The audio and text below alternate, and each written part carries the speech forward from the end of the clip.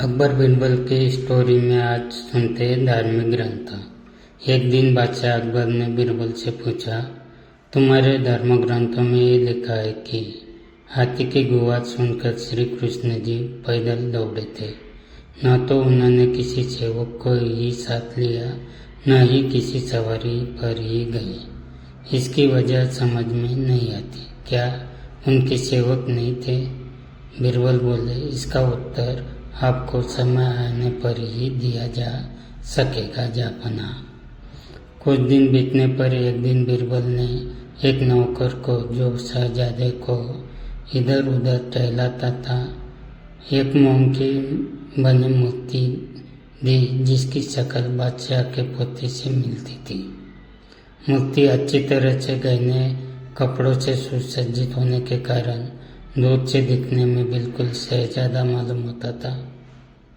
बिरबल ने नौकर को अच्छी तरह समझा दिया कि उसे क्या करना है। जिस तरह तुम रोज बादशाह के पोते को लेकर उनके सम्मुख जाते हो, ठीक उसी तरह आज मूर्ति को लेकर जाना और बाग में जलाशय के पास फिसल जाने का बहाना कर गिर पड़ना। तुम सावधानी से जमीन पर गिरना, लेकिन मूर्ति पानी में अवश्य गिरनी चाहिए। यदि तुम्हें इस कार्य में सफलता मिली तो तुम्हें इनाम दिया जाएगा। एक दिन बादशाह बाग में बैठे थे। वही एक जलाशय था। नौकर शहजादों को खिला रहा था कि अचानक उसका पाँव फिसला और उसके हाथ से शहजादा छूटकर पानी में जा गिरा। बादशाह ये देखकर बुरी तरह घबरा गए और जलाशय की तरफ लपके।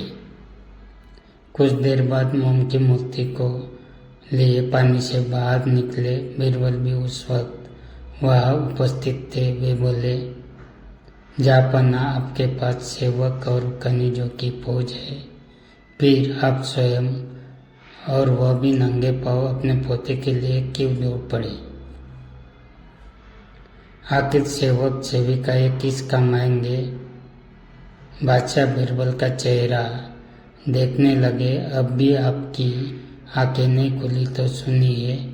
जैसे आपको अपना पोता प्यारा है, उसी तरह श्री कृष्ण जी को अपने भक्त प्यारे हैं। इसीलिए उनकी पुकार पर वे दौड़ चले गए थे। यह सुनकर बादशाह को अपनी भूल का एहसास हुआ